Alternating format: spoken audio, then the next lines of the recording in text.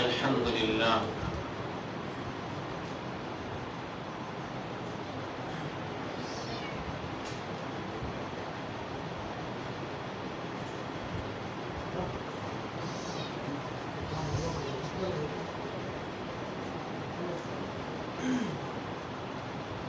السلام عليكم ورحمة الله وبركاته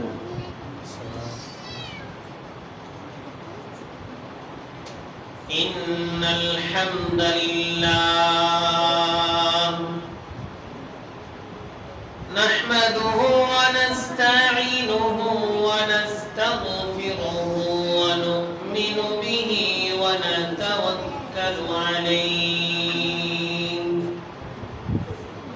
ونعوذ بالله من شرور أنفسنا ومن سيئات أعمالنا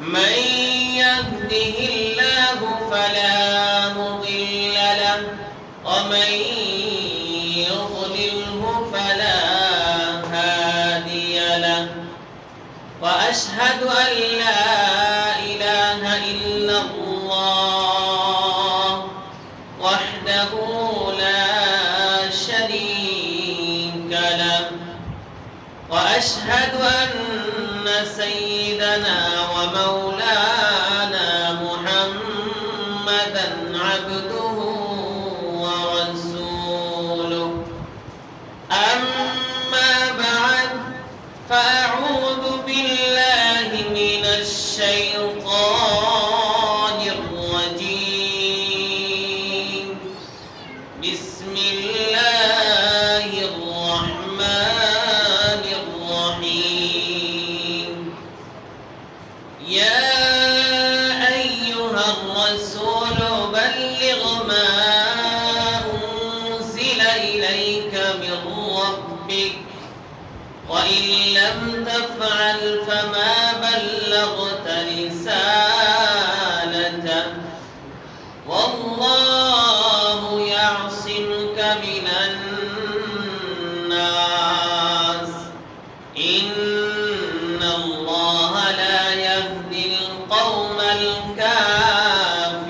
الكافرين وقال الله تعالى قل إن كنتم تحبون الله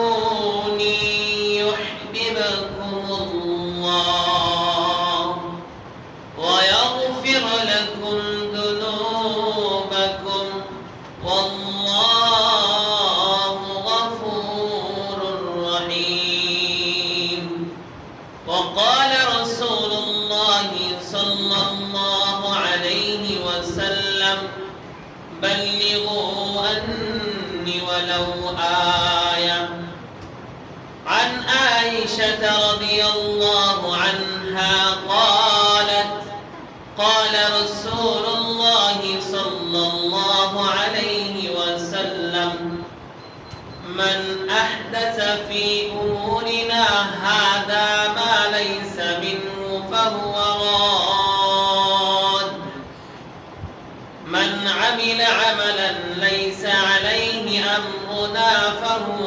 راد উপস্থিত মুসল্লিন ইকরাম মুরব্বিয়ান ইযাম পর্দার অন্তরালে উপস্থিত সম্মানিত মা এবং বোনেরা দূর দূরান্ত থেকে মাইকের আওয়াজ যারা শ্রবণ করছেন যারা আলোচনাগুলো মনোযোগ দিয়ে শ্রবণ করছেন আল্লাহ রাব্বুল আলামিনের নিকট শুকরিয়া আদায় করতেছি যে মহান রব্বুল আলামিন আমাদেরকে কোরআন এবং সুন্নাহ থেকে কথা বলার জন্য, কথা শোনার জন্য তৌফিক দান করেছেন, ওই মহান মালিকের দরবারে অন্তরের অন্তঃস্থল থেকে শুকরিয়া আদায় করতেছি আলহামদুলিল্লাহ। দুরূদ আর সালাম বর্ষিত হোক মানবতার মুক্তির সনদ আকায়ে নামদার মদিনাহ কা তাজদার সৈয়দুস সাকালাইন ইমামুল মুরসালিন আফতাবে নবুওয়াত ফখরে মওজুদাত মুহাম্মদুর রাসূলুল্লাহ সাল্লাল্লাহু আলাইহি ওয়াসাল্লামের উপর তাই আরো একবার সংক্ষিপ্ত দুরূদ আদায় করতেছি। আল্লাহুম্মা সাল্লি আলা মুহাম্মদ আল্লাহুম্মা বারিক আলা মুহাম্মদ। আমি আপনাদের সম্মুখে আজকে ইসলামী বয়ান থেকে যে আলোচনা রাখব, আলোচনাটার বিষয় হচ্ছে সুন্নাতে রাসূল সাল্লাল্লাহু আলাইহি ওয়াসাল্লাম তথা ইত্তেবায়ে সুন্নাহ। আল্লাহ রাব্বুল আলামিন যদি আমাকে তৌফিক দান করেন, সরাসরি কোরআন ও সহিহ হাদিস থেকে আপনাদের সম্মুখে তিলাওয়াত করব এবং সেই তিলাওয়াত অনুযায়ী অর্থগুলো আপনাদের সম্মুখে পেশ করব। সরাসরি কোরআন এবং হাদিস থেকে যে আলোচনাগুলো করব, মনে রাখবেন রাসূল আরবি সাল্লাল্লাহু আলাইহি ওয়াসাল্লাম যখন খুতবা প্রদান করতেন, বক্তব্য প্রদান করতেন, তখন রাসূল আরবি সাল্লাল্লাহু আলাইহি ওয়াসাল্লামের এই খুতবা তিন শ্রেণীর লোক শ্রবণ করত। এক শ্রেণীর লোক এমন ছিল যারা সরাসরি কাফের, অর্থাৎ যারা রাসূল আরবি সাল্লাল্লাহু আলাইহি ওয়াসাল্লামের উপর যে কোরআন নাজিল হয়েছে এবং রাসূল আরবি সাল্লাল্লাহু আলাইহি ওয়াসাল্লাম যে উপদেশগুলো দিতেন, তারা সরাসরি সেই কথাগুলোকে প্রত্যাখ্যাত করত, অর্থাৎ সেই কথাগুলোকে মানতে চাইতো না। আরেক শ্রেণীর লোক রাসূল আরবি সাল্লাল্লাহু আলাইহি ওয়াসাল্লামের খুতবা শ্রবণ করত, যারা ছিল মুনাফিক তথা রাসূল আরবি সাল্লাল্লাহু আলাইহি ওয়াসাল্লামের খুতবাগুলো শ্রবণ করত আর ওই মজলিসে বলতো, আমি আপনাদের কথাগুলো মনোযোগ দিয়ে শুনি এবং আপনাদেরকে সমর্থন করি। আবার যখন কাফেরদের দলে যায়, তখন কাফেরদেরকে বলে যে আমি যাই ওইখানে ঠাট্টা বিদ্রুপ করার জন্য, মূলত আমি আপনাদের দলেই আছি। তাদেরকে বলা হয় মুনাফিক। আর এক শ্রেণীর স্বর্ণযুগীয় সেই মুক্তার মতো দামি, তার থেকেও দ্বিগুণ দামি ছিলেন সাহাবায়ে কেরাম, যে রাসূল সাল্লাল্লাহু আলাইহি ওয়াসাল্লামকে দেখেছেন, তার উপরে ঈমান এনেছেন এবং তার প্রত্যেকটা কথাকে গ্রহণ করে নিয়েছেন। রাসূল আরবি সাল্লাল্লাহু আলাইহি ওয়াসাল্লাম যেটাকে ধরতে বলেছেন সেটা ধরেছেন, রাসূল আরবি সাল্লাল্লাহু আলাইহি ওয়াসাল্লাম যেটা ছাড়তে বলেছেন ছেড়েছেন, অথবা সাহাবায়ে কেরাম যেই কাজগুলো করেছেন রাসূল আরবি সাল্লাল্লাহু আলাইহি ওয়াসাল্লাম সেই কাজগুলোকে সমর্থন করে দিয়েছেন, অর্থাৎ না করেন নাই, কিংবা সেগুলোকে বলেছেন সেগুলো করা উচিত নয়। অর্থাৎ সেই স্বর্ণযুগীয় সেই সাহাবায়ে কেরাম ছিলেন এক ধরনের শ্রোতা। রাসূল আরবি সাল্লাল্লাহু আলাইহি ওয়াসাল্লাম যখন খুতবা প্রদান করতেন, এই তিন শ্রেণীর লোক রাসূল আরবি সাল্লাল্লাহু আলাইহি ওয়াসাল্লামের খুতবা শ্রবণ করত। রাসূল আরবি সাল্লাল্লাহু আলাইহি ওয়াসাল্লাম খুতবার মধ্যে নিজের মন করা কোনো কথা বলতেন না, কারণ আল্লাহ রাব্বুল আলামিন রাসূল সাল্লাল্লাহু আলাইহি ওয়াসাল্লামকে সেই শক্তি দেন নাই। রাসূলুল্লাহ সাল্লাল্লাহু আলাইহি ওয়াসাল্লাম যা বলতেন প্রত্যেকটা কথা থাকতো আল্লাহ রাব্বুল আলামিনের পক্ষ থেকে বাণী, কিংবা রাব্বুল আলামিনের পক্ষ থেকে এমন কোন কথা যা রাসূল সাল্লাল্লাহু আলাইহি ওয়াসাল্লাম উম্মতের ফায়দার জন্য বলে গিয়েছেন। তাই তো আল্লাহ রাব্বুল আলামিন বলতেছেন সূরা মায়েদার 67 নম্বর আয়াতের মধ্যে, ইয়া আইয়ুহার রাসূল বাল্লিগ মা উনজিলা ইলাইকা মির রাব্বিক ওয়া ইন লাম তাফআলু ফামা বাল্লাগতা রিসালাতা আল্লাহু ইয়াসিমুকা মিনান নাস ইন্নাল্লাহা লা ইয়াহদিল কওমাল কাফিরিন। আল্লাহ রাব্বুল আলামিন রাসূল আকরাম সাল্লাল্লাহু আলাইহি ওয়াসাল্লামকে জানিয়ে দিচ্ছেন, ইয়া আইয়ুহার রাসূল, হে রাসূল, আপনার প্রতিপালকের পক্ষ থেকে আপনার প্রতি যা অবতীর্ণ হয়েছে তা পৌঁছে দিন। বাল্লিগ মা উনজিলা ইলাইকা মির রাব্বিক, আপনার প্রতিপালকের পক্ষ থেকে আপনার প্রতি যা অবতীর্ণ করা হয়েছে, যা নাজিল করা হয়েছে তা সকল মানুষের নিকট পৌঁছে দিন। আল্লাহ রাব্বুল আলামিন পরবর্তীতে বলতেছেন, ওয়া ইল্লাম তাফআল ফামা বাল্লাগতা রিসালাতা, যদি আপনি তা না করেন তবে আপনি তার বার্তা পৌঁছে দিলেন না। আল্লাহ রাব্বুল আলামিন বলছেন, হে রাসূল, আমি আপনাকে যেই কথাগুলো বলতে বলেছি আপনি সেই কথাগুলো বলুন, আর যদি আপনি তা না বলেন তাহলে আপনি রবের কথাগুলো পৌঁছে দিলেন না। আল্লাহ রাব্বুল আলামিন বলছেন, আল্লাহু ইয়াসিমুকা মিনান নাস, আর আল্লাহ আপনাকে মানুষের ক্ষতি থেকে রক্ষা করবেন। সুবহানাল্লাহ। আল্লাহ বলছেন, হে রাসূল, আপনাকে যা বলতে বলা হয়েছে আপনি তা বলুন, যদি আপনি তা না করেন তাহলে আপনি আল্লাহর বাণীগুলো পৌঁছে দিলেন না। আর আপনি ভয় পেয়েন না রাসূল, আপনার ক্ষতি করার মতো দুনিয়ার মধ্যে কোনো মানুষ নেই, কারণ আল্লাহ রাব্বুল আলামিন বলছেন আল্লাহ আপনাকে মানুষের ক্ষতি থেকে রক্ষা করবেন। যেখানে রব্বুল আলামিন নিজে বলতেছেন আপনার ক্ষতি করবে না, কিংবা আপনার ক্ষতি করলেও আল্লাহ রব্বুল আলামিন সেই ক্ষতি থেকে আপনাকে বিপদ থেকে উদ্ধার করবেন। এরপরে আল্লাহ রাব্বুল আলামিন বলেছেন, ইন্নাল্লাহা লা ইয়াহদিল কওমাল কাফিরিন, নিশ্চয়ই আল্লাহ কাফেরদের সম্প্রদায়কে হিদায়াত দেন না। অর্থাৎ আল্লাহ রাব্বুল আলামিন আয়াতের মধ্যে বলতেছেন, হে রাসূল, আপনাকে যা বলতে বলেছি, আপনাকে যা আদেশ করেছি, আপনি যা মানুষের কাছে পৌঁছে দেন। আপনি যদি তা না করেন তাহলে আপনি রবের হুকুমগুলো মানুষের কাছে পৌঁছাইলেন না। তবে রাসূল মনে রাখিয়েন, এই কথাগুলো বলতে গেলে আপনার সম্মুখে বাধা আসবে, আপনার পিছনে বাধা আসবে, আপনার ডানে বাধা আসবে, আপনার বাবা বাধা আসবে।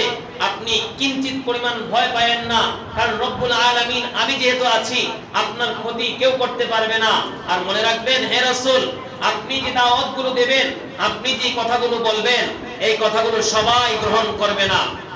কারণ আল্লাহ রাব্বুল বলতেছেন যে নিশ্চয়ই আল্লাহ কাফির সম্প্রদায়কে হেদায়েত দেন না। যারা গুমরাহ হয়ে গিয়েছে, যারা অস্বীকার করে ফেলেছে, আল্লাহ রাব্বুল আলামিনকে হেদায়েত দেন না, তাদের দিলের মধ্যে সিল মোহর মেরে দিয়েছেন। অর্থাৎ আপনি বিধর্মীদের যতটুকু দাওয়াত দেন না কেন, আপনি বিধর্মীদেরকে যতই দাওয়াত দেন না কেন, আল্লাহ রাব্বুল আলামিন বলতেছেন আমি ওই কাফের সম্প্রদায়কে হেদায়েত দান করি না যারা এই কথাগুলোকে গ্রহণ করতে চায় না। তাই তো রব্বুল আলামিনের কাছে রাসূল আরবি সাল্লাল্লাহু আলাইহি সাল্লাম যখন চাচা আবু তালিবের নিকট বসে বলতে থাকলেন, ও চাচা, শেষ পর্যায়ে চলে এসেছেন, মনে হয় আপনি দুনিয়ার থেকে বিদায় নেবেন। আপনাকে অনুরোধ করি গো চাচা, আপনি একটাবার বলুন লা ইলাহা ইল্লাল্লাহ মুহাম্মাদুর রাসূলুল্লাহ।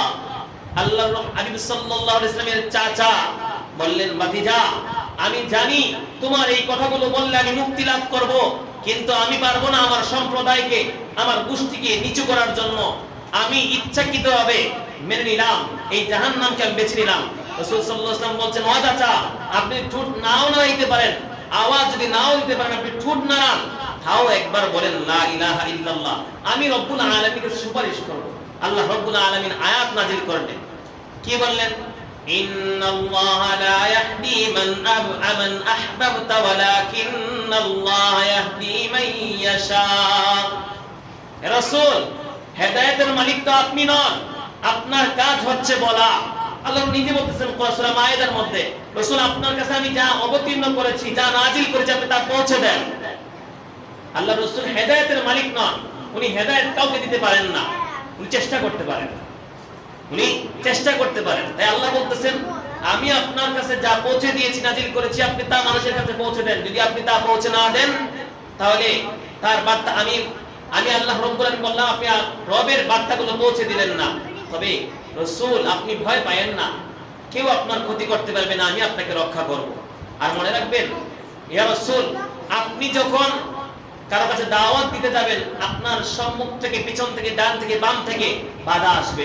মনে রাখবেন, তারাই সফল কাম হবে যারা আপনার কথাগুলোকে মেনে নেবে। হ্যাঁ, সামি'না ওয়া আতা'না, শুনলাম এবং মানলাম।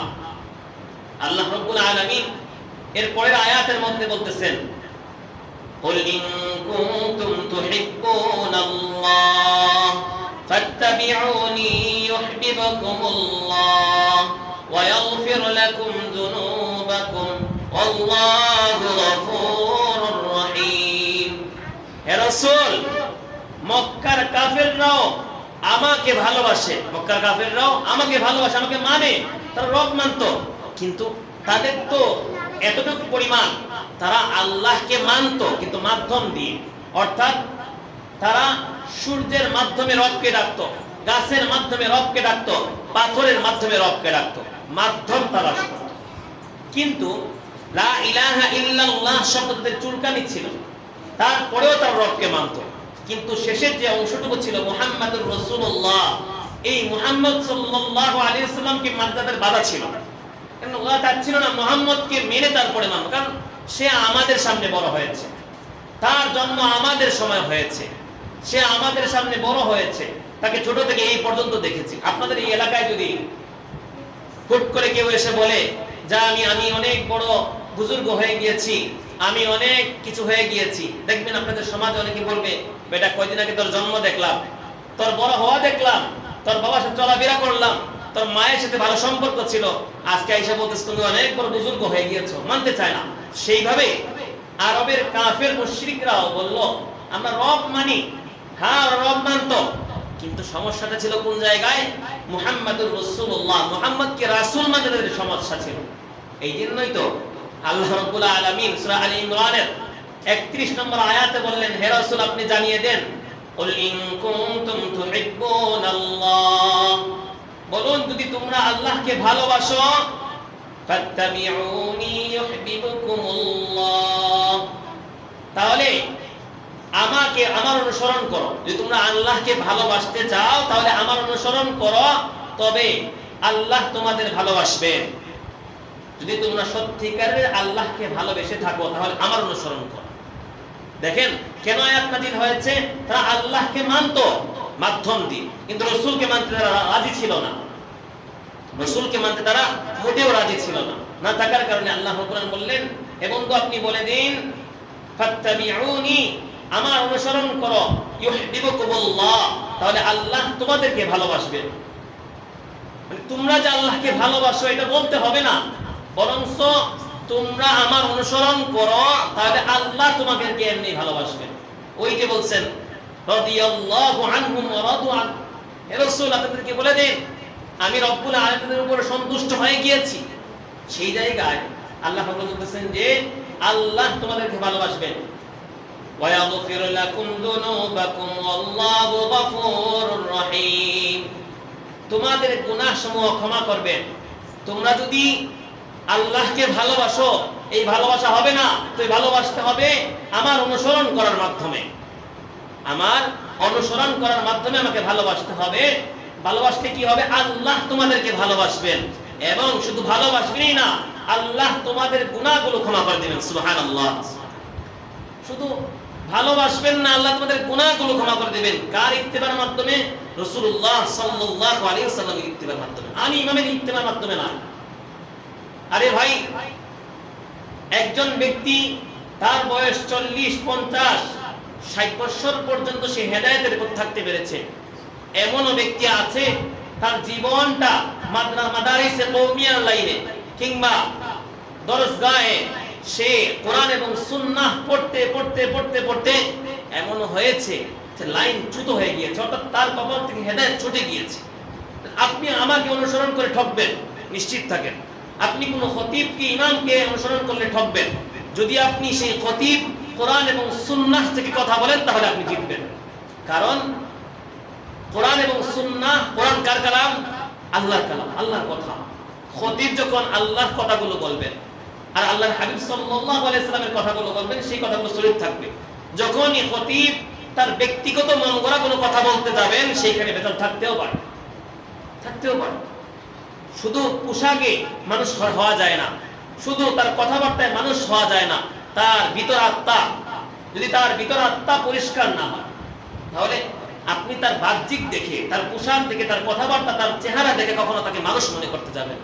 তার মধ্যে যদি ইত্তেবায়ে সুন্নাহ না থাকে, রাসূলুল্লাহ সাল্লাল্লাহু আলাইহি ওয়াসাল্লামের ইত্তেবা, রাসূল সাল্লাল্লাহু আলাইহি ওয়াসাল্লামের অনুসরণ না থাকে, রাসূল কিভাবে ঘুমিয়েছিলেন, রাসূল কিভাবে খাবার খেয়েছিলেন, রাসূল সাল্লাল্লাহু আলাইহি ওয়াসাল্লাম কিভাবে ওই খাবারটা পড়ে গেলে আবার উঠে খাইছেন, রাসূলুল্লাহ সাল্লাল্লাহু আলাইহি ওয়াসাল্লামের আদব কি ছিল, প্রস্রাবখানায় যাওয়ার আদব, রাসূল সাল্লাল্লাহু আলাইহি ওয়াসাল্লাম মসজিদে ঢোকার আদব কি ছিল, এই অনুসরণ করার মাধ্যমে আল্লাহকে ভালোবাসতেন। আর আল্লাহ বলছেন আমি তাকে ভালোবাসবো এবং তার সমস্ত গুনাহ ক্ষমা করে দেব। এরপরে বলতেছেন আল্লাহু গফুরুর রহিম, আর আল্লাহ অতি ক্ষমাশীল, পরম দয়ালু। সুবহানাল্লাহ, আল্লাহ পরম দয়ালু। কথাগুলো কেন বললাম? এই কথাগুলো বলার কারণ হচ্ছে আল্লাহর হাবিব বলতেছেন বাল্লিগু আন্নি ওয়ালাউ আয়া। হাদিসটি আপনাদের মুখস্থ, কিন্তু বারবার স্মরণ করিয়ে দেওয়া। ঈমান উঠানামা করে, ঈমান কখনো বৃদ্ধি পায়, কখনো কমে যায়। এই কথাগুলো বলার মাধ্যমে ঈমানকে নবায়ন করা হয়। এই কথাগুলো বলার মাধ্যমে আপনার যে ভুল ত্রুটিগুলো আছে এগুলো আপনি জানতে পারলেন, আপনি বুঝতে পারলেন। আরে ভাই, আল্লাহর হাবিব সাল্লাল্লাহু আলাইহি ওয়াসাল্লাম পেটের মধ্যে পাথর বেঁধেছেন, খতিব সাহেব খুতবার মধ্যে বলেন। আমি আপনাকে বলতে চাই যে এই যে খতিব সাহেব কথাগুলো বললেন, রাসূল সাল্লাল্লাহু আলাইহি ওয়াসাল্লামের ঘরের মধ্যে মাঝে মাঝে এমন সময় গিয়েছে আগুন জ্বলে নাই, খাদ্য ছিল না, কত কষ্টের জীবন অতিবাহিত করেছেন। আপনি এখন উদাহরণ দিয়ে বলতে সেই সময় কষ্টের সময় ছিল না। রাসূল চাইলে, মক্কার কাফেররা বলেছিল না, হে মুহাম্মদ তুমি যদি চাও মক্কার সবচেয়ে সুন্দরী নারী, তোমাকে সুন্দরী নারী দিতে রাজি আছি, তুমি যদি মক্কার সবথেকে ধনাঢ্য হতে চাও তোমাকে ধন সম্পদ দিতে রাজি আছি, বলেছিল না? রাসূল কি নিয়েছিলেন? না, নেন নাই। রাসূল তা গ্রহণ করেন নাই, চাইলে পারতেন। আর রাসূল কেন তার কাছে চাইবেন? রাসূল তো রব্বুল আলামিনের কাছে চাইতেন, রব্বুল আলামিন আমাকে আপনি দেন, আপনি তো রাজ্জাক, আপনি তো রহমান, আপনি তো রহিম, আপনি দিতে পারেন, আপনি দয়ালু, আল্লাহ দিতেন। রাসূল উম্মতে মুহাম্মদকে শিক্ষা দিয়ে গিয়েছেন এই রাস্তা এমন এক রাস্তা, এটা ফুল বিছানো কোনো রাস্তা নয়। তুমি কথাগুলো বলবা কোরআন থেকে, তোমার ঘরের মধ্যে আঘাত আসবে। তুমি কথাগুলো বলবা সুন্নাহ থেকে, তোমার অবস্থানগত খুতবার জায়গার উপরে আঘাত আসবে। তুমি কথাগুলো বলবা কোরআন এবং সুন্নাহ থেকে, একদল লোক তোমার পিছন থেকে কথা বলবে। তবে মনে রাখিও, আল্লাহ রাব্বুল আলামিন যে মুহাম্মদ সাল্লাল্লাহু আলাইহি সাল্লামকে বলছেন, হে রাসূল আল্লাহু ইয়াসিমুকা মিনান নাস, হ্যাঁ, আর আল্লাহ আপনাকে মানুষের ক্ষতি থেকে রক্ষা করবেন। এটা কি শুধু রাসূলের জন্য কথা না, আল্লাহ রাব্বুল আলামিন সমগ্র মানব জাতিকে বলতেছেন, সমস্ত মানব জাতি বলতেছেন। কারণ ইন্নাল উলামা ওয়াল আম্বিয়া, আলেমরা হচ্ছেন নবীর ওয়ারিস। যখন তারা হক কথাগুলো মানুষের সামনে স্পষ্ট করবেন, হয়তো আপনি সাময়িক সময়ের জন্য জুলুমের শিকার হবেন, কিন্তু আল্লাহ বলছেন, ও আমার বান্দারা, মনে রাখবেন আপনাকে আপনার ক্ষতি করার মতো কোনো মানুষ নেই, বরং আমি রব্বুল আলামিন আপনাকে রক্ষা করব। সুবহানাল্লাহ। এর জন্য আয়াতে কারিমার মধ্যে গিয়েছে, ওয়া তানজিউল মুলকা মিম্মান তাশা ওয়া তুইজ্জু মান তাশা ওয়া তুযিল্লু মান তাশা বিয়াদিকাল খায়র ইন্নাকা আলা কুল্লি শাইইন কাদির। রব্বুল আলামিন যার ইজ্জত বাড়িয়ে দেন, তার ইজ্জত কে কমানে ওয়ালা আছে? কে কমাইতে পারে? রাসূল সাল্লাল্লাহু আলাইহি সাল্লামের যুগে কতজন মুসলমান ছিল? আজকে দেখেন গোটা পৃথিবীর মধ্যে কত কোটি মিলিয়ন ট্রিলিয়ন মুসলমান রাসূল সাল্লাল্লাহু আলাইহি সাল্লামকে মানে। কিন্তু সমস্যাটা হচ্ছে ভাই, মানতে গিয়ে আমরা রাসূলকে মানতে গিয়ে আমরা ইত্তেবা করে অন্য কারো, ওই অন্য কারো ইত্তেবা করতে গিয়ে আপনার সমস্যাটা হয়, অন্য কাউকে মানতে গিয়ে আপনার সমস্যাটা হয়। আপনি সরাসরি মানবেন রাসূল আরবি সাল্লাল্লাহু আলাইহি ওয়াসাল্লাম, তাহলে আপনি সফল কাম। কিসের মাধ্যমে? قد أفلح المؤمنون الذين هم في صلاتهم خاشعون।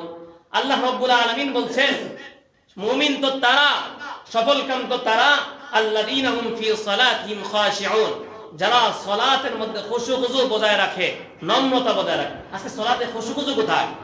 আপনার সালাত আদায় তো হচ্ছে না। হানাফি মাযহাব অনুযায়ী রুকুতে দেরি করা ওয়াজিব। রুকুতে দেরি করা কি ভাই? ওয়াজিব, ফরজ, নিম্ন স্তর। আজকে কি আমার রুকুতে দেরি হয় না? হানাফি মাযহাব অনুযায়ী রুকু থেকে সোজা হয়ে দাঁড়ানো ওয়াজিব। আমরা সেই দাঁড়ানোর অবস্থায়ও যাই না, রুকু থেকে দাঁড়াইলাম আর ঠাস করে চলে গেলাম সিজদায়। হানাফি মাযহাব অনুযায়ী সিজদায় দেরি করা ওয়াজিব, আজকে আমরা দেরি করি না। হানাফি মাযহাব অনুযায়ী দুই সিজদার মাঝখানে সোজা হয়ে বসা ওয়াজিব, আজকে কি বসতে পারি না? হয় না। তাহলে আপনি কোথায় মাযহাব মানছেন? আপনি কোথায় আবু হানিফাকে অনুসরণ করছেন? আবু হানিফা তো বলেছেন, আবু হানিফা রাহমাতুল্লাহ আলাইহি যখন হাদিস না পাইতেন কোরআনের আয়াতকে ইস্তেহাদ করে মাসআলা বের করতেন। আবু হানিফা বলছেন, হে লোক সকল, আমি যখন হাদিস না পাই তখন কোরআনের আয়াতগুলোকে ইস্তেহাদ করে মাসআলা বের করি, আর যখন আমার সামনে সহিহ হাদিসগুলো চলে আসে তখন আমি ওই সহিহ হাদিসগুলোকে ধারণ এবং বহন করি। কারণ সব কথাগুলো কোরআনের মাধ্যমে আপনি পাবেন না। কোরআনে সালাত কায়েম করা, আপনি সালাত যে কায়েম করবেন কিভাবে রাসূল সাল্লাল্লাহু আলাইহি ওয়াসাল্লাম শিখিয়ে দিয়ে গিয়েছেন। কোরআনে আছে সিয়াম পালন করা, কি সিয়াম কিভাবে পালন করতে হবে, কোন কারণে সিয়াম ভেঙে যায়, কিভাবে রাখলে সিয়ামটা সুন্দর হয়, রাসূল শিখিয়ে দিয়ে গিয়েছেন। যখনই তিনি হাদিসগুলো পেয়ে গিয়েছেন তখনই তিনি ওই হাদিসগুলোকে আঁকড়ে ধরেছেন। আল্লাহর হাবিব সাল্লাল্লাহু আলাইহি ওয়াসাল্লামের একটা হাদিস আজকে যখন মুতালা করলাম, আল্লাহর হাবিব সাল্লাল্লাহু আলাইহি ওয়াসাল্লাম বলছেন, আমাদের এমন এক নসিহত, ইরবাজ ইবনু সারিয়া, সাহাবী ইরবাজ ইবনু সারিয়া রাদিয়াল্লাহু আনহু বলছেন, রাসূলুল্লাহ সাল্লাল্লাহু আলাইহি ওয়াসাল্লাম আমাদেরকে এমন এক নসিহত করলেন যাতে অন্তর ভীত হয়ে গেল, অন্তর কেঁপে উঠল এবং চুপ অশ্রুসিক্ত হয়ে পড়ল। আমরা বললাম, হে আল্লাহর রাসূল, এটি যেন বিদায়ী উপদেশ, আপনি কি আমাদের কি বিদায়ী উপদেশ দিচ্ছেন? অতএব আমাদের কিছু নসিহত করুন। রাসূল আরবী সাল্লাল্লাহু আলাইহি ওয়াসাল্লাম নসিহত করলেন, আমি তোমাদেরকে আল্লাহ ভীতির উপদেশ দিচ্ছি, আল্লাহকে ভয় করো। এই যে তোমার ক্ষমতা, তোমার শক্তি, তোমার পাওয়ার, তোমার টাকার অহংকার, তোমার শক্তির যে অহংকার দেখাচ্ছ সারা জীবন থাকবে না। তুমি যখন চক্ষু বন্ধ হয়ে যাবে, তোমার রূহটা যখন খাঁচা থেকে বের হয়ে যাবে, এই 3.5 হাত বডির কোনো মূল্য থাকবে না। তোমার সন্তানকে তোমাকে দামি কাপড় পরায়া কবরে বিদায় দেবে না, বরং বাজারে যেই কাপড়গুলো 200 থেকে 250 টাকা দামে গজে পাওয়া যায়, সেই রকম 3 টুকরা কাপড় দিয়ে আপনাকে বিদায় দেবে সন্তান। এই যে আপনি বাড়ি গাড়ি রেখে গেলেন, কার জন্য? এই যে আপনি ভাইয়ের জন্য ভাইয়ের সাথে ঝগড়া করলেন, কার জন্য? আপনি আপনার অহংকার ক্ষমতা দেখাইলেন। একজন ব্যক্তি হক কথাগুলো বলছে, আপনি তার টুটি চেপে ধরলেন। একজন ব্যক্তি কোরআন এবং সুন্নাহ থেকে কথা বলতে চায়, আপনি তাকে ভয় দেখান। মনে রাখবেন, এই ক্ষমতা চিরজীবন থাকে না। আল্লাহর হাবিব সাল্লাল্লাহু আলাইহি ওয়াসাল্লাম বলতেছেন, আল্লাহকে ভীতির উপদেশ দিচ্ছেন, এরপরে আল্লাহকে ভয় পাইতে বলতেছেন, এরপরে বলতেছেন, শোনো ও মান্য করার উপদেশ দিচ্ছি। তোমরা শুনতে হবে এবং মানতে হবে, শুধু শুনলেই হবে না, মানতে হবে এবং মানার মতো মানতে হবে। এরপরে বলছেন, যদিও তোমাদের উপর কোনো দাসকে শাসক নিযুক্ত করা হয়, আল্লাহর হাবিবের সহিহ হাদিস বলছি, আল্লাহর হাবিব সাল্লাল্লাহু আলাইহি ওয়াসাল্লাম বলছেন, যদিও তোমাদের উপরে কোনো দাস কি সে শিক্ষিত না অশিক্ষিত থাকে? ভাই, অশিক্ষিত থাকে। কোনো দাসকেও যদি তোমাদের শাসক বানিয়ে দেওয়া হয়, নিযুক্ত করে দেওয়া হয়, হ্যাঁ, এরপরে বলতেছেন, কেননা আমার পরে তোমাদের মধ্যে যে জীবিত থাকবে সে বহু মতভেদ দেখতে পাবে। আমার পরে তোমরা এই যে জীবিত থাকবে, এই যারা আসবে তারা বহু দল দেখতে পাবে, বহু লাইন গাইড দেখতে পাবে। এই জন্য আমাদের সমাজে দেখবেন অনেকে বলে যে এই হুজুর এইরকম কথা বলে, ওই হুজুর ওইরকম কথা বলে, কোন দিকে যাব? না, আপনাকে তো বলা হয়েছে আপনি কোরআন এবং সুন্নাহর দিকে আসেন, আপনি কেন হুজুরের দিকে যাবেন? হ্যাঁ, হুজুর বলছেন আপনার কাছে ভালো লাগছে, এখন সেই কথাগুলো যাচাই বাছাই করেন, কথাগুলো কোরআন এবং সুন্নাহ মোতাবেক কিনা। এরপর রাসূল আলাইহিস সাল্লাম বলতেছেন যে তখন তোমরা আমার সুন্নাত এবং হিদায়াতপ্রাপ্ত খুলাফায়ে রাশিদিনের সুন্নাত আঁকড়ে ধরবে। আমার সুন্নাত, রাসূল বলছেন আমার সুন্নাত, আর খুলাফায়ে রাশিদিন কারা? সাহাবায়ে কেরাম। তোমরা আমার থেকে খুঁজবে, আমার কাছে না পাইলে সাহাবায়ে কেরাম করেছেন কিনা সেগুলো দেখবে। যদি সাহাবায়ে কেরাম করে থাকেন তাহলে সেগুলোকে অনুসরণ করবে। কারণ আল্লাহর হাবিব সাল্লাল্লাহু আলাইহি ওয়াসাল্লাম বলছেন, খায়রুল কুরুনি সুম্মাল্লাযীনা ইয়ালুনাহুম সুম্মাল্লাযীনা ইয়ালুনাহুম। স্বর্ণালী যুগ হচ্ছে আমার যুগ, স্বর্ণালী যুগ হচ্ছে তার পরের যুগ, স্বর্ণালী যুগ হচ্ছে তার পরের যুগ। এরপরে আর বলেন কেন? কারণ এরপরে মতভেদ তৈরি হতে পারে। এর জন্য আপনি মতভেদের দিকে দৌড়ায়েন না। আপনি এমন যেই কাজগুলো করবেন, যেই কাজগুলো হতে হবে রাসূল সাল্লাল্লাহু আলাইহি ওয়াসাল্লাম অনুসারী। এরপরে বলতেছেন যে হিদায়াতুল খুলাফায়ে রাশিদিনের সুন্নাহ আঁকড়ে ধরবে, তা দৃঢ়ভাবে ধারণ করবে এবং মারির দাঁত দিয়ে কামড়ে ধরার মতো শক্তভাবে ধরে রাখবে। এমন ভাবে ধরবে রাসূলের সুন্নাতকে, মারির দাঁত দিয়ে যেভাবে তুমি কামড়ে ধরলে, শক্ত করে ধরলে যেমন শক্ত থাকে, সেভাবে রাসূলের সুন্নাতকে আঁকড়ে ধরবে। আর দিনের মধ্যে নব উদ্ভাবিত বিষয়সমূহ থেকে সতর্ক থাকবে। দিনের মধ্যে যেগুলো নতুন আবিষ্কার হবে, দিনের মধ্যে যেগুলো নতুন কোনো কিছু আসবে, সেগুলো থেকে সতর্ক থাকবে। সতর্ক কেন থাকবে? আল্লাহ রাসূল বলেন নাই নতুন কোনো কিছু আসলে সেগুলো ফেলে দেবে, বরং সতর্ক থাকার জন্য বলছেন, কারণ সজাগ দৃষ্টি রাখতে হবে আমার রাসূল করেছেন কিনা, সাহাবায়ে কেরাম করেছেন কিনা। এরপরে বলতেছেন কেননা প্রত্যেক বিদআতই পথভ্রষ্টতা, প্রত্যেক বিদআত কি পথভ্রষ্টতা, গুমরাহি। আম্মাদান আয়েশা রাদিয়াল্লাহু আনহা বলছেন যে ব্যক্তি এমন কোন আমল করবে যার উপর আমাদের নির্দেশ নেই, যার উপরে আমাদের নির্দেশ নেই, আমাদের মানে হচ্ছে সাহাবায়ে কেরাম রাদিয়াল্লাহু আনহুম আজমাইন। আয়েশা বলতেছেন, আম্মাদান আয়েশা রাদিয়াল্লাহু আনহা বলছেন যে ব্যক্তি এমন কোন আমল করবে যার উপর আমাদের নির্দেশ নেই তা প্রত্যাখ্যাত, তা ফেলে দেওয়ার মতো। তাহলে আমরা অনুসরণ করব আল্লাহ তার রাসূলকে এবং খুলাফায়ে রাশিদিনদের।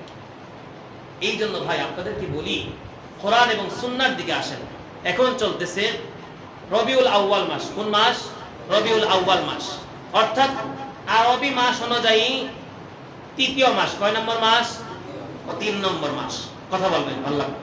3 নম্বর মাস। প্রথম মাসের নাম ছিল আরবি কি? মুহররম। কি মাস ছিল? মুহররম। দ্বিতীয় মাসের নাম হচ্ছে সফর। দ্বিতীয় মাসের নাম কি? সফর। তৃতীয় মাসের নাম হচ্ছে রবিউল আউয়াল। তৃতীয় মাসের নাম কি? রবিউল আউয়াল। অর্থাৎ আমার রাসূল এই মাসে আগমন করেছিলেন, আমার রাসূল এই মাসে আগমন করেছিলেন। আলহামদুলিল্লাহ, আলহামদুলিল্লাহ। রাসূল আগমন আমাদের জন্য, ওমা আরসালনাকা ইল্লা রাহমাতাল লিল আলামিন। হে রাসূল, আপনাকে আমি রহমত হিসেবে প্রেরণ করেছি। আল্লাহর হাবিব সাল্লাল্লাহু আলাইহি ওয়াসাল্লামকে বলা হয়েছিল, সাহাবী জিজ্ঞেস করলেন, ইয়া রাসূলুল্লাহ, আপনি এই দিনও কেন সিয়াম পালন করেন? রাসূলুল্লাহ সাল্লাল্লাহু আলাইহি ওয়াসাল্লাম বললেন, যাকা ইয়াউমা ওয়ালিদাত ফীহি ওয়া ইয়াউমা বুইসতু আও উনজিলা আলাইয়া ফীহি। রাসূল সাল্লাল্লাহু বলছেন, এটি সেই দিন। রাসূল সাল্লাল্লাহু প্রতি সোমবার, প্রতি সপ্তাহে কি বার? এক কথা বলবেন, কি বার? সোমবার সিয়াম পালন করতেন। সাহাবী জিজ্ঞেস করলেন, আবু কাতাদা রাদিয়াল্লাহু আনহু জিজ্ঞেস করলেন, ইয়া রাসূলুল্লাহ, আপনি এই দিনে কেন সিয়াম পালন করেন? রাসূল বললেন, এটি সেই দিন যেদিন আমি জন্মগ্রহণ করেছি, আমি এই দিনে দুনিয়াতে আগমন করেছি। সোমবার দিনটি কি ছিল? সোমবার। বিজ্ঞ আলেমরা তাদের মতামত পেশ করলেন। সেই সময়ে জন্মের তারিখ নিয়ে কখনো এত রীতি ছিল না, নিয়ম ছিল না, এই তারিখগুলো মনে রাখতে হবে। তো রাসূলুল্লাহ সাল্লাল্লাহু আলাইহি ওয়াসাল্লামের জন্মের তারিখ নিয়ে মতভেদ আছে। কেউ কেউ বলেন 5 তারিখ, কেউ কেউ বলেন 9 তারিখ, কেউ কেউ বলেন 8 তারিখ, কেউ কেউ বলেন 12 তারিখ। তবে মনে রাখবেন, রাসূল আরবি সাল্লাল্লাহু আলাইহি ওয়াসাল্লামের জন্ম তারিখ নিয়ে প্রসিদ্ধ আছে 12 তারিখ। প্রসিদ্ধ আছে কি? 12 তারিখ। কিন্তু উলামায়ে কেরাম বলেন বিশুদ্ধ মত হচ্ছে 9 তারিখ। বিশুদ্ধ মত কয় তারিখ? 9 তারিখ। প্রসিদ্ধ আছে কয় তারিখ? 12 তারিখ। আর বিশুদ্ধ মত কোনটা? 9 তারিখ। আমরা তারিখ ফেলে দেই, এখানে হাদিস থেকে অনুসরণ করি। আল্লাহর হাবিব বলতেছেন, আমি এই দিনে সিয়াম পালন করার কারণ হচ্ছে এটি সেই দিন যেদিন আমি জন্মগ্রহণ করেছি এবং যেদিন আমাকে নবী হিসেবে প্রেরণ করা হয়েছে। আমাকে হিসেবে প্রেরণ করা হয়েছে নবী, মানে আমাকে নবুয়ত প্রাপ্ত করা হয়েছে, অথবা যেদিন আমার উপর ওহী নাজিল করা হয়েছে। নবুয়ত প্রাপ্ত মানে ওহী নাজিল করা হয়েছে, ইকরা দ্বারা পড়ার কথা বলা হয়েছে। দেখেন, এখানে পড়ার কথা বলা হয়েছে, জানার কথা বলা হয়েছে। আমরা না জেনে যদি শুধু তর্ক করি, দোকানে বসে, বাজারে বসে, হাটে বসে, লাভ নাই। শুধু মারামারি আর গালাগালি হবে। আমাদের দেশে শুধু মারামারি আর গালাগালি ছাড়া কোনো কিছুই নাই। কিন্তু একটু পড়ার চেষ্টা করি না। যে তর্ক করতেছে সে জানেই না, শুধু অনলাইনের মাধ্যমে, মোবাইলের মাধ্যমে, ডিভাইসের মাধ্যমে জানলো আর সে গ্রহণ করে নিল। এখন সে বাজারে বসে তর্ক করতেছে, চায়ের দোকানে বসে গল্প করতেছে, আর তুহমত আর মানুষের গীবত করতেছে।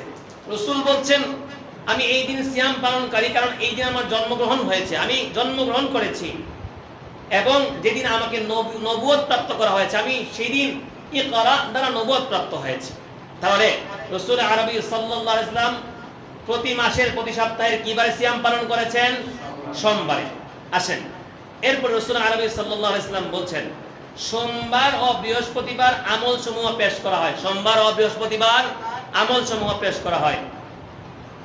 তুরাদুল আমালু ইয়াউমাল ইথনি ইনতাইনি ওয়াল হামিস ফাহিব্বু আন ইউরাদা আমালি ওয়া আনা সাইম। আল্লাহর হাবিব বলতেছেন, সোমবার ও বৃহস্পতিবার আমল সমূহ পেশ করা হয়। তাই আমি পছন্দ করি যে আমার আমল এমন অবস্থায় পেশ করা হোক যখন আমি রোজাদার থাকি। কি থাকি? রোজাদার থাকি, সিয়াম অবস্থায় থাকি। আল্লাহর হাবিব বলতেছেন সোমবার এবং বৃহস্পতিবারে আমলগুলো আল্লাহ রাব্বুল আলামিনের কাছে পেশ করা হয়। তাই আমি পছন্দ করি। কে পছন্দ করেন? রাসূল পছন্দ করেন। কে পছন্দ করেন? রাসূল পছন্দ করেন। আরে ভাই, রাসূল যেটা পছন্দ করেন এটা কি কখনো খারাপ হইতে পারে? কখনোই না। তাহলে রাসূল বলতেছেন সোমবার এবং বৃহস্পতিবারে আমলগুলো রব্বুল আলামিনের নিকট পেশ করা হয়। তাই আমি পছন্দ করি যে আমার আমল এমন অবস্থায় পেশ করা হোক যখন আমি রোজাদার অবস্থায় ছিলাম। সুবহানাল্লাহ। তাহলে আমাদের জন্য করণীয়, আসেন, আল্লাহর হাবিব সাল্লাল্লাহু আলাইহি ওয়াসাল্লাম প্রতি মাসে আইয়ামে বীজ 3 দিন সিয়াম পালন করতেন একত্রে। সেটা ছিল আরবি মাসের 13, 14, 15। 13, 14, 15। আজকে হচ্ছে রবিউল আউয়াল মাসের 9 তারিখ। কয় তারিখ? 9 তারিখ। মাগরিবের পর থেকে 9 তারিখ ঢুকে গিয়েছে। অর্থাৎ আগামীকাল সারাদিন কি থাকবে? 9 তারিখ থাকবে। আবার আগামীকাল কি বার? সোমবার। প্রসিদ্ধ মত হচ্ছে রাসূল সাল্লাল্লাহু আলাইহি ওয়াসাল্লামের জন্ম হচ্ছে 12 তারিখে। আমরা তারিখকে বাদ দিলে কালকে কি হয়? সোমবার হয়। আবার বিশুদ্ধ মত হচ্ছে 9 তারিখ। কয় তারিখ? 9 তারিখ। আপনি মতভেদ বাদ দেন, কমপক্ষে রাসূল যে বলেছেন আমি এই দিন সিয়াম পালন করি কারণ এই দিন আমার কি হয়েছে? জন্মগ্রহণ করেছি। তাহলে রবিউল আউয়াল মাসের 9 তারিখ। আপনি যদি তারিখকে বাদ দেন, সোমবারে আপনি সিয়াম পালন করলেন। 2 নম্বর হচ্ছে আল্লাহর হাবিব বললেন সোমবার এবং বৃহস্পতিবারে আল্লাহ রাব্বুল আলামিনের কাছে আমলগুলো পেশ করা হয়। আমি পছন্দ করি যেন আল্লাহ রাব্বুল আলামিন এই আমলগুলো দেখেন আমি সিয়াম অবস্থায় আছি। তাহলে আমাদের তো প্রয়োজন নেই মারামারি করার জন্য। আগামীকাল যেহেতু সোমবার এবং সারাদিন 9 তারিখ থাকবে, কোনো কোনো ক্যালেন্ডার অনুযায়ী 10 তারিখ থাকবে, অর্থাৎ বুধবারে 12 তারিখ আসে। আর আমার গণনা অনুযায়ী কিংবা ক্যালেন্ডার দেখা অনুযায়ী হচ্ছে বৃহস্পতিবারে 12 তারিখ আসে। বৃহস্পতিবারে কি কয় তারিখ আসে? 12 তারিখ আসে আরবি মাসের। বাকি আপনারা যাচাই বাছাই করে নেবেন। বিশুদ্ধ মত হচ্ছে 9 তারিখ জন্মগ্রহণ, সোমবার। এটা হচ্ছে ওই যে হাতির ঘটনা অনুযায়ী এখানে আসছে। রাসূল সাল্লাল্লাহু আলাইহি ওয়াসাল্লামের জন্ম কিন্তু হাতির ঘটনা কিছুদিন পরে রাসূল সাল্লাল্লাহু আলাইহি ওয়াসাল্লামের জন্ম। সেই তারিখ অনুযায়ী বিজ্ঞ আলেমরা গণনা করে বের করেছেন। তাহলে বিশুদ্ধ মত হচ্ছে 9 তারিখ জন্মগ্রহণ করেছেন। আর রাসূল সাল্লাল্লাহু আলাইহি ওয়াসাল্লামের প্রসিদ্ধ মত হচ্ছে 12 তারিখ। যদি আপনি আজকের তারিখ অনুযায়ী অনুসরণ করেন তাহলে আগামীকাল সারাদিন থাকবে 9 তারিখ। কয় তারিখ? 9 তারিখ। সোমবার থাকবে সারাদিন 9 তারিখ। মঙ্গলবার সারাদিন কয় তারিখ থাকে? 10 তারিখ। আর বুধবার সারাদিন কয় তারিখ থাকে? 11 তারিখ। আর বৃহস্পতিবার সারাদিন কি থাকে? 12 তারিখ। মত পার্থক্য হইতে পারে। বাকি আমি আপনাদেরকে এই কথাটা বলতে চাচ্ছি এই কারণে, যেহেতু আপনি সিয়াম পালন করবেন, রাসূলকে অনুসরণ করবেন এবং রাসূলুল্লাহ সাল্লাল্লাহু আলাইহি ওয়াসাল্লাম এই মাসে জন্মগ্রহণ করেছেন, আপনি রাসূলকে ভালোবাসেন, এমন কিছু কাজ করেন যে রাসূল সাল্লাল্লাহু আলাইহি ওয়াসাল্লাম করেছেন, এমন কিছু কাজ করেন সাহাবায়ে কেরাম করেছেন, এমন কোনো কাজ করিয়েন না যেটা আয়েশা রাদিয়াল্লাহু আনহা বলছেন যে কোনো ব্যক্তি যদি এমন কোনো আমল করে যেটা আমরা করতে বলি নাই কিংবা আমরা অনুসরণ করি নাই, সেটা প্রত্যাখ্যাত, সেটা বাতিলযোগ্য। এর জন্য আপনি আগামীকাল সিয়াম রাখবেন, সোমবার। আগামীকাল সোমবার সিয়াম পালন করবেন। আপনি ইত্তেবায়ে সুন্নাহর অনুসরণ করলেন। আপনি বুধবার যদি হয় 12 তারিখ, বুধবার যদি হয় 12 তারিখ, আপনি এমন কোনো কাজ করিয়েন না যেটা সুন্নাহ যোগ্য নয়। তবে 12 তারিখ সিয়াম পালন করতে হবে, এটা সুন্নত নয়। যদি কেউ এটাকে সুন্নত মনে করে ভুল হবে। কারণ আমি আপনাকে এমন কিছু কাজ থেকে বেঁচে থাকার জন্য বলছি যে রাসূল করেন নাই। বরং আপনি যদি করতে চান এমন কোনো আমল, তাহলে আপনি 12 তারিখ সিয়াম পালন করতে পারেন বুধবার। কিবার? বুধবার।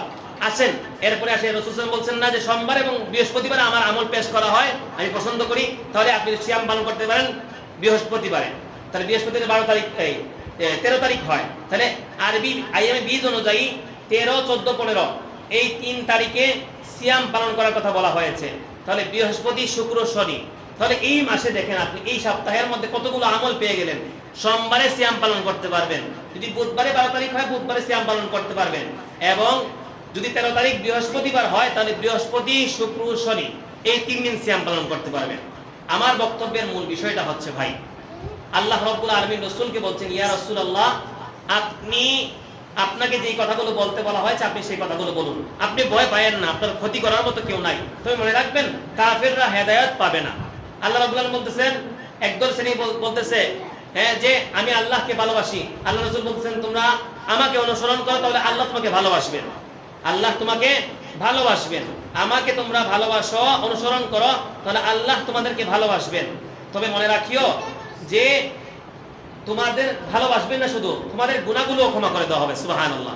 এর জন্য ভাই, যে কথাগুলো বললাম, বাজার ঘাটে যারা বসে শুনতেছেন, পর্দার আড়ালে বসে যারা শুনতেছেন, আমার কথাগুলোকে জাস্টিফাই করবেন, যাচাই বাছাই করবেন যে আল্লাহর হাবিব সাল্লাল্লাহু আলাইহি ওয়াসাল্লাম এই মাসে এসেছেন, এই মাস সম্পর্কে সাহাবায়ে কেরাম কি বলেছেন, এই মাস সম্পর্কে আম্মা জান আয়েশা রাদিয়াল্লাহু আনহা কি বলেছেন, এই মাস সম্পর্কে কতটা গুরুত্বপূর্ণ, কি করণীয় আমাদের জন্য, কি বর্জনীয়।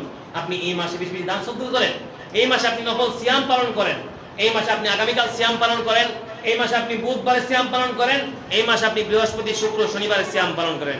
আল্লাহ রাব্বুল আলামিন আমাদের প্রত্যেককে বোঝার তৌফিক দান করুন, আমিন। আল্লাহ রাব্বুল আলামিন এই রঘুনাথবাসীদেরকে কোরআন এবং সুন্নাহ মোতাবেক জীবন যাপন করার তৌফিক দান করুন, আমিন। আল্লাহ রাব্বুল আলামিন আমাদেরকে কোরআন এবং সুন্নাহর সঠিক বুঝগুলো দান করুন, আমিন। আল্লাহ রাব্বুল আলামিন এই রঘুনাথপুরে যারা আল্লাহ রাব্বুল আলামিন যদি পিতামাতা দুনিয়া থেকে চলে গেছেন, প্রত্যেকের পিতামাতাকে আল্লাহ রাব্বুল আলামিন ক্ষমা করে দিন, আমিন। আল্লাহ রাব্বুল আলামিন যাদের পিতামাতা বেঁচে আছেন, প্রত্যেকের পিতামাতার খেদমত করার তৌফিক দান করুন, আমিন।